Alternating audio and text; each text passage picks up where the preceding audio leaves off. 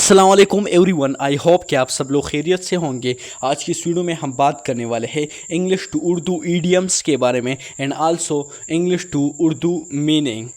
पहला जो हमारे साथ है that is keep your chin up. Keep your chin up mean stay strong and positive in hard times. हौसला और हिम्मत कायम रखना। हौसला और हिम्मत कायम रखना की अंग्रेज़ी हमारे साथ है that is keep your chin up. ये हम आइडियोमेटिक लैंग्वेज में यूज़ करते हैं। इसकी इंग्लिश मीनिंग हमारे साथ है that is stay strong and positive in hard times. इसको सेंटेंस में यूज़ करते हैं। कीप यूर चेन अप को सेंटेंस में यूज़ करते हैं दैट इज़ हिम्मत मत हारो, हालात बेहतर हो जाएगा। Keep your chin up, things will get better.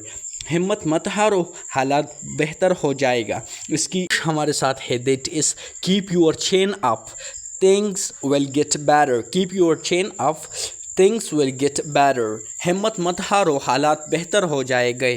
Next idiom हमारे साथ है that is roll up your sleeves. Roll up your sleeves का मतलब है काम के लिए तैयार होना। काम के लिए तैयार होना, ये इसकी उर्दू मीनिंग है। और इंग्लिश मीनिंग हमारे साथ है that is prepare to work hard. Prepare to work hard. इसकी आइडियोमेटिक लैंग्वेज है that is roll up your sleeves.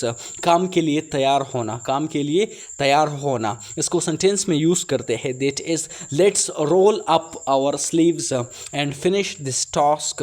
आओ आस्तीने चढ़ाए और ये काम मुकम्मल करें या काम ख़त्म करें। Let's roll up our sleeves and finish this task. Let's roll up our sleeves and finish this task. आओ आस्तीने चढ़ाए और ये काम ख़त्म करें या मुकम्मल करें। नेक्स्ट ईडियम हमारे साथ है that is under the table. Under the table का मतलब है खुफिया तरीके से या ख़ास तौर पर पैसे देना लेना। खुफिया तरीके से या ख़ास तौर पर पैसे देना लेना। इसकी इंग्लिश मीनिंग हमारे साथ है दैट इज़ सीक्रेटली। सीक्रेटली का मतलब है खुफिया तरीके से, स्पेशली रिगार्डिंग मनी, ख़ास तौर पर पैसे देना लेना। स्पेशली रिगार्डिंग मनी का मतलब है मतलब पैसे देना लेना। That you call in English regarding money. और इस होल सेंटेंस को जो हमने यूज़ किया that is under the table, ये आइडियोमेटिक लैंग्वेज में है। इसको सेंटेंस में यूज़ करते हैं that is he was paid under the table to avoid taxes. उसे टैक्स बचाने के लिए खुफिया तौर पर पैसे दिए गए।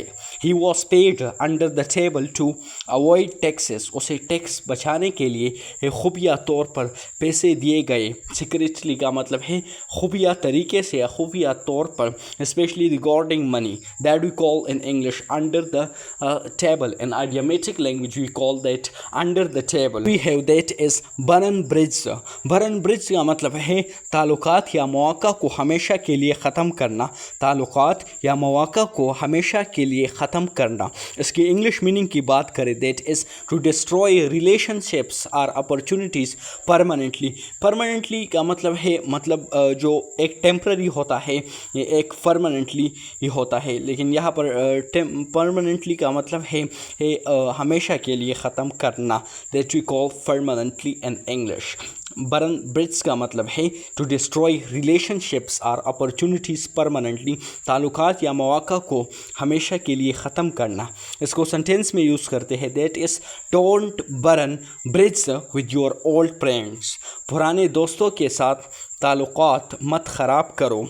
बर्न ब्रिज का मतलब है ताल्लुकात या मौका को हमेशा के लिए ख़त्म करना। ताल्लुकात ख़राब करना को इंग्लिश में बर्न ब्रिज कहते हैं। हम इसको आइडियोमेटिक लैंग्वेज में बर्न ब्रिज कहते हैं। इसको हमने सेंटेंस में भी यूज़ किया, don't burn bridge with your old friends. पुराने दोस्तों के साथ ताल्लुकात मत ख़राब करो। नेक्स्ट ईडियम हमारे साथ है that is bite off more than you can chew. Bite off more than you can chew, अपनी हैसियत से ज़्यादा बोझ लेना को हम आइडियोमेटिक लैंग्वेज में bite off more than you can chew ये कहते हैं। Bite off more than you can chew, अपनी हैसियत से ज़्यादा बोझ लेना।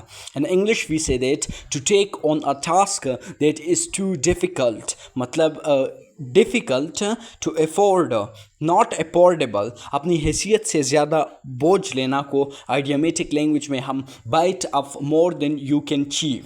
इसको सेंटेंस में हम यूज़ करते हैं that is I think I have bitten off more than I can chew with this project. मेरे ख़्याल में मैंने इस मंसूबे के साथ अपनी हद से ज़्यादा बोझ उठा लिया है। I think I have bitten off more than I can chew with this project. मेरे ख़्याल में मैंने इस मंसूबे के साथ अपने हद से ज़्यादा बोझ उठा लिया है।